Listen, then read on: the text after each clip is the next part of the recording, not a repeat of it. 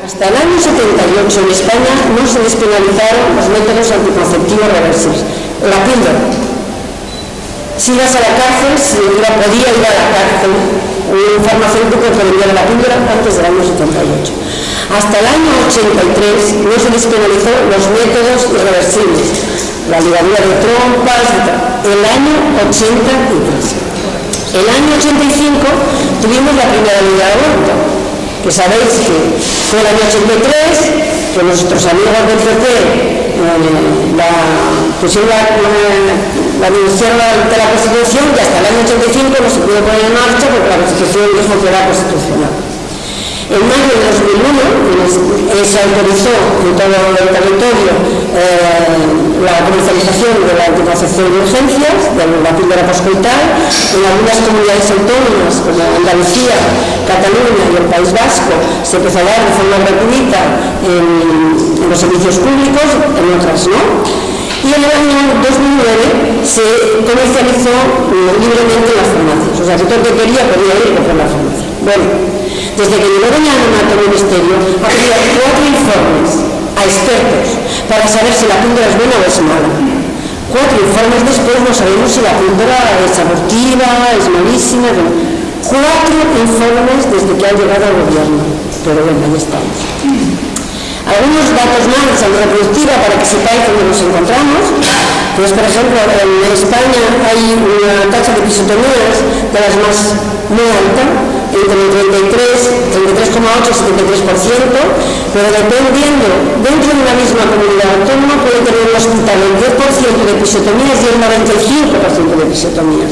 O sea que no son políticas estatales, autonómicas, nada, cada uno va a su lado. O sea, en Euskadi tiene un hospital que tiene el 30% y otro hospital que tiene el 75%. Claro, dentro de cada hospital había que ver la matrona que tiene el 100% y la que tiene el 15%, ¿no? Pero funciona así. O sea, tenemos protocolos de todos, pero luego cada sitio funciona como quiere. Con las cesáreas era algo similar. Tenemos entre el 16 y el 25%. Y el sistema privado, que se supone que son los partos más sencillitos, con menos complicaciones, todavía una tasa más alta.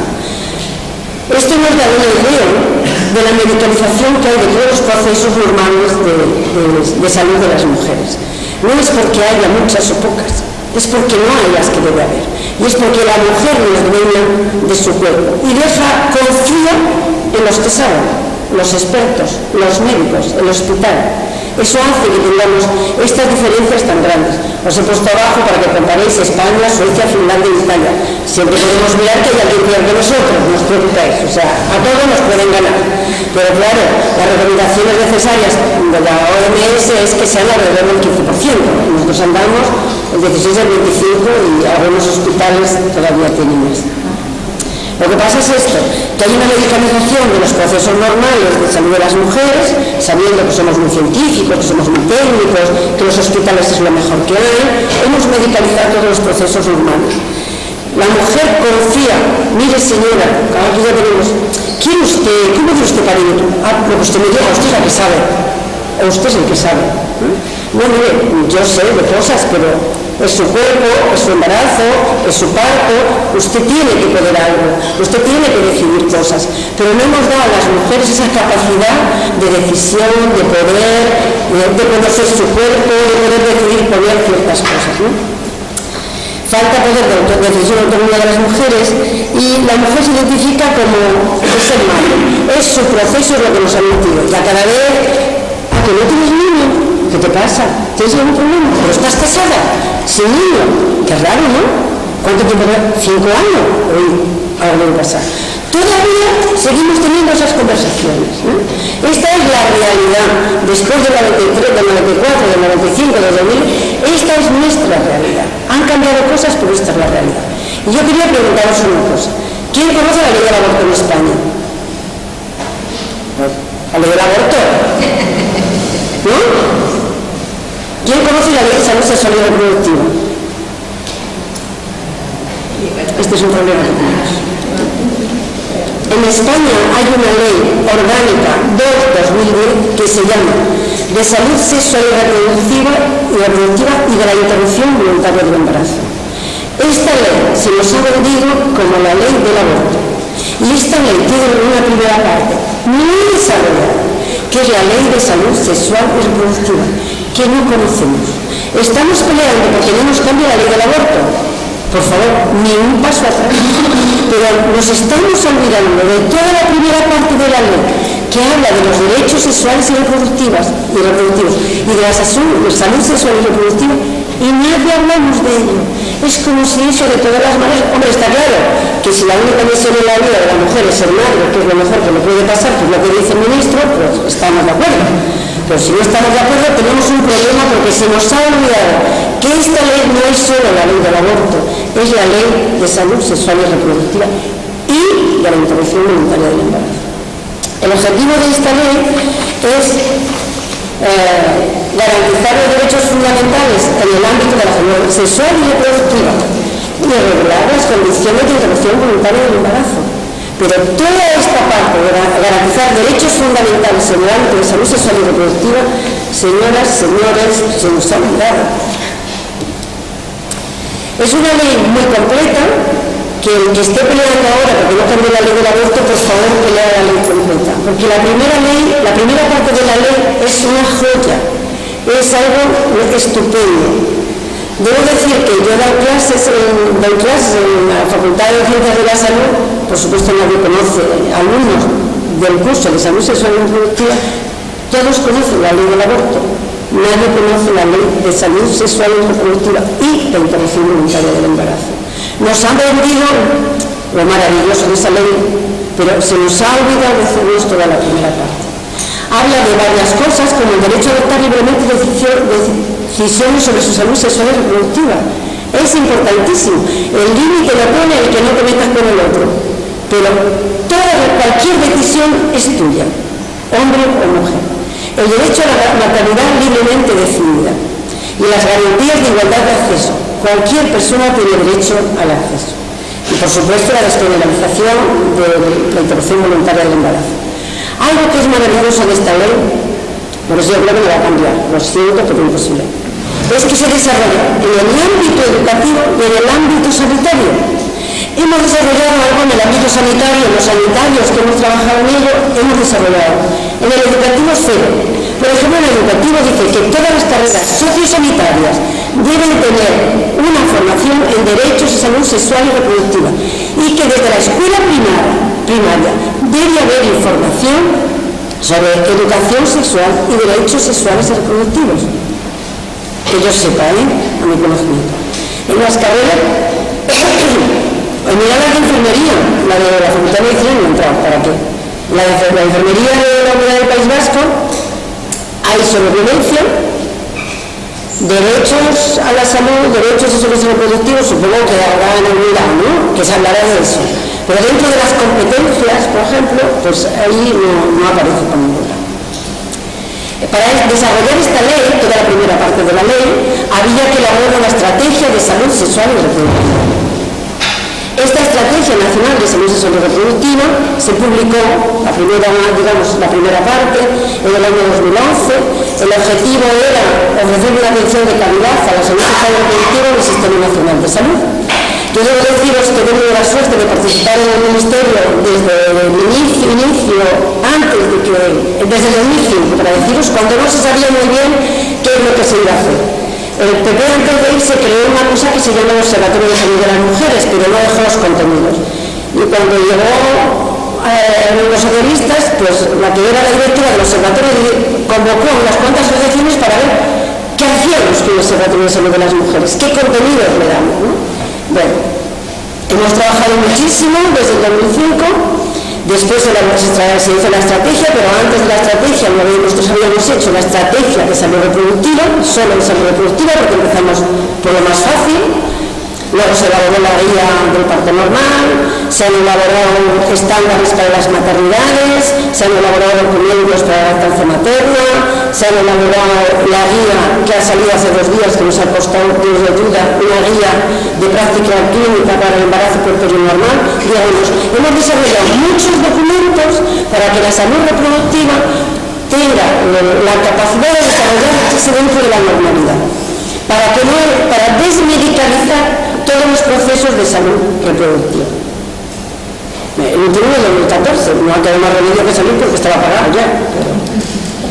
Todo eso ha hecho que en todas las comunidades autónomas, desde el año 2007 que salió la estrategia de salud reproductiva, hubiera un cambio en unas más que otras, en unos hospitales más que otros, para que las mujeres recuperaran todo ese proceso, poco a poco. Porque hay que trabajar con las mujeres, porque las mujeres se entregan cuando van a parir, se entregan al que está allí, porque es lo que han visto siempre.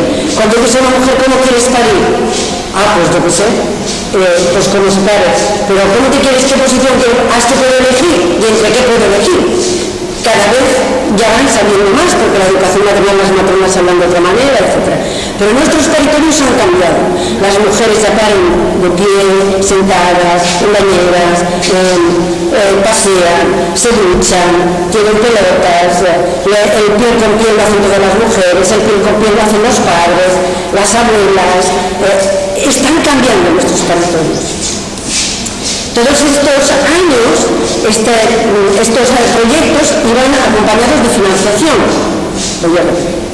De financiación, por ejemplo, la Federación de Asociaciones de Matronas, que hizo un documento para trabajar con matronas y para informar a las mujeres sobre el parto normal. Una asociación como el Parto es Nuestro, que lo que hace es movilizar a las mujeres por sus derechos, informar a las mujeres cuáles son sus derechos, darles el apoyo, etc. Han hecho campañas para que no separen la madre de los niños, campañas para que no se hagan vasectomías, campañas para que no se hagan algunas prácticas muy frecuentes. ¿Dónde vamos? Pues parece que el viernes va a pasar al Consejo de Ministros esta nueva ley que se llama, o sea, ya es que son el título de la ley. La ley se llama Ley Orgánica de Protección de la Vida, del Concebido y de los Derechos de la Mujer Embarazada. ¿Vale? O sea, esta no es una ley ni de aborto ni de un aborto. Es una ley de protección del que no ha nacido y de la mujer que va a parir, que es lo único que tiene que oír, porque es lo importante. ¿Qué es lo que cambia con esta ley? Desaparece la salud y los derechos sexuales y reproductivos, toda esa primera parte. 3, 4, vale. Toda esa primera parte que conocemos poco, pero que algunos hemos trabajado años para desarrollar y que se ha ido desarrollando, sobre todo la salud reproductiva.